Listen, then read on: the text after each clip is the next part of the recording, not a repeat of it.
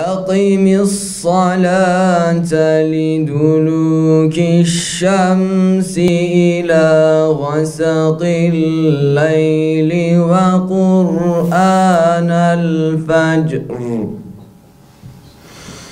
إن قرآن الفجر كان مشهودا وشفاء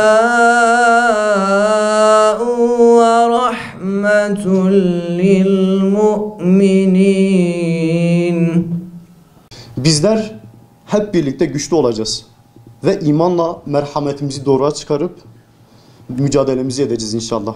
Gerisi takdir ilahi, zafer Allah'tandır. Değerli genç kardeşlerim, bu mücadeleyi verirken bizim tek bir korkumuz var. Bizim diğer insanlar gibi, bu dünyaya gönül bağlamış insanlar gibi aç kalmak, işsiz kalmak, işkence veya öldürülmek gibi korkularımız yoktur.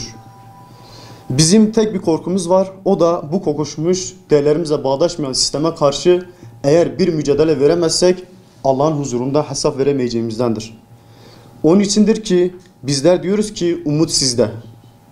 Anka koşulsam geçmem tahtına, bilsen kaybetmedin ki can yoldaşını. Anka koşulsam geçmem tahtına, bilsen kaybetmedin ki can yoldaşını. Ey kara çayımın bulu ki, kırla kırla nereye gidersin? Ötelerden eğer sorarsa biri, bırakmadılar da gelmedi dersin. Gençler sadece geleceğimiz değil, geçmişimizdir, bugünümüzdür, geleceğimizdir. Bizim böyle bir gençlik tasavvurumuz var. Yine Hüdapar'ın gençlikle ilgili tasavvuru kökleri üzerinde dimdik bir ağaç gibi kökleri üzerinde dimdik duran ve geleceğe umut veren, güven veren, donanımlı, özgüven sahibi olan bir gençlik biz tasavvur ediyoruz. Kökleri üzerinde dimdik durmak ne demek? Yani biraz bu konuyu aşmak istiyorum.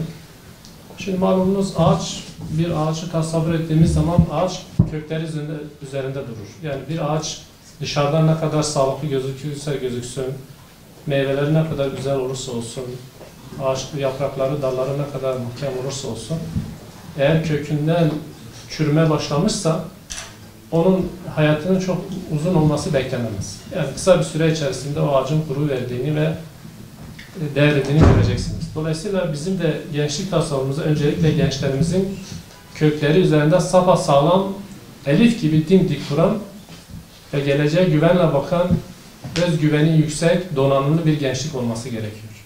İşte emperyalizm bu hususu çok iyi tespit ettiği için gençlerimizin köklerine ciddi bir hücum içerisindedir. Gençlerimizin köklerinden koparılması için çok ciddi saldırılar gerçekleştiriyor. Peki köklerimiz nedir? Biraz da bu konuya değinmek istiyorum.